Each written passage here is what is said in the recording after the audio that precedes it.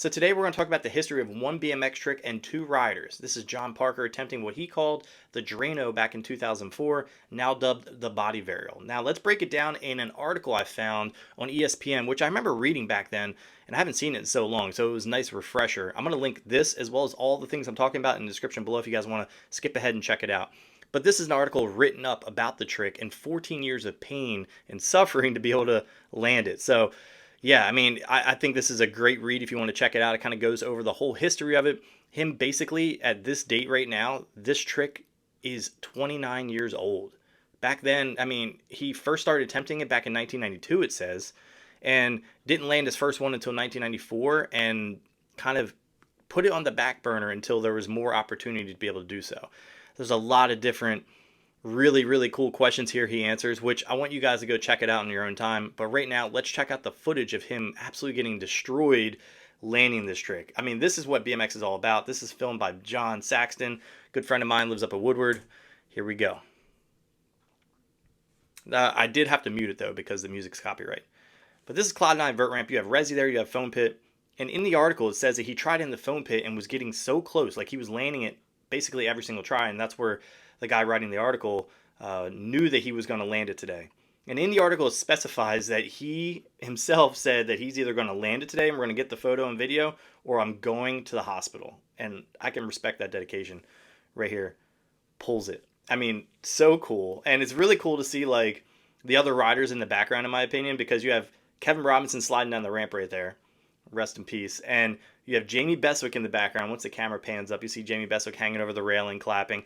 And it's just so cool to see that type of love. And I want to see more of that. I really miss this age of BMX, and I'm sure a lot of you guys too, as well as if you live or breathe old school and mid school BMX.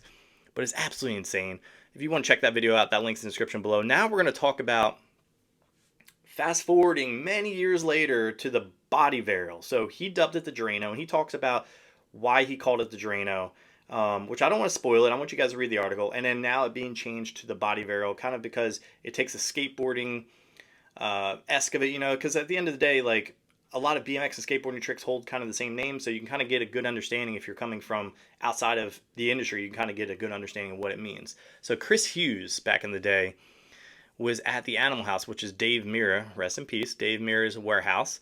And he was given a lot of opportunity by Dave Mirra, from what I read. And I just want to show this to you. This is the first time he ever landed it.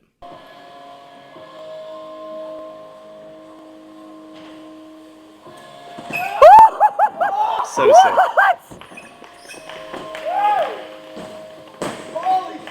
So sick. I mean, like, he was, like, so hyped on that.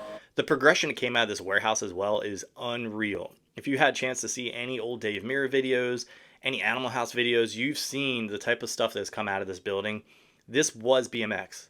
Greenville, North Carolina was the mecca for BMX, which there's a video called Pro Town. You should probably be able to check that out on YouTube as well.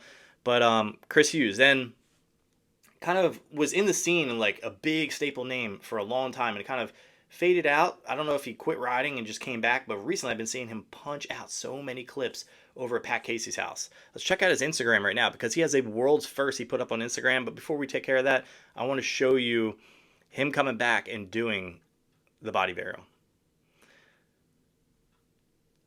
How insane is that? He fully lets go. So the difference between his and John Parker's is John Parker's kind of like making sure he knows where the bike is by kind of doing a hand toss, going from hand to hand. And Chris Hughes is an animal. Just throws it, sends it, and just knows where he has a good spatial awareness. He knows where his bike is. He has a great write-up about Dave Mirra in here as well. This is the legacy for him.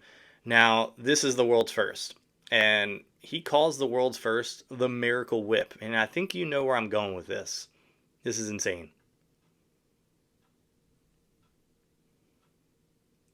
Look at that. Perfect. Kicks it around, tail whip. He's brakeless, by the way. Doesn't dab a foot. We're gonna slow mo it. Doesn't dab a foot. Just so you know, he dedicated this to Dave Mirra. And let's pause real quick. To Dave Mirra, Dream Come True. And he has a whole little write-up about Dave Mirra, which I think you guys should go check it out. You even have R. Willie in here. So stoked for you. You have so many like top insane riders giving him love and respect for it, which is insane. And I love it. So I love late tail up variations. Look, he's like fully committed to this. Boom, boom, catches. I bet you he pulls this on a dirt jump or a box jump really, really soon. Slips a pedal, but doesn't dab it at all. Absolutely insane. This is the type of thing that I love in BMX. Like the resurrection of tricks that you don't see anymore, and then adding new style and flavor to it, and then calling it a new name, dedicating it to one of the greatest riders out there, the Miracle Whip. That is awesome. So with that being said, I'm going to be doing more videos like this. I actually am working on a history of the tail whip video right now. I've been working on it for a couple of months, and that's been taking me a little while because I've been gathering clips from some of the top riders out there and their impressions of their world's first versions of those tail whips. And I can't wait to share with you. This is going to be so much fun to kind of showcase the history of the tail whip because it's one of my favorite tricks, and I have a lot of inspiration I've gotten from so many different riders over the years with my riding style. So with that being said, if there's any other suggestions you guys want to see here on the channel, put them in the comments below. If you guys like this video, drop a like. If you love it, hit the subscribe button, and I'll catch you in the next one.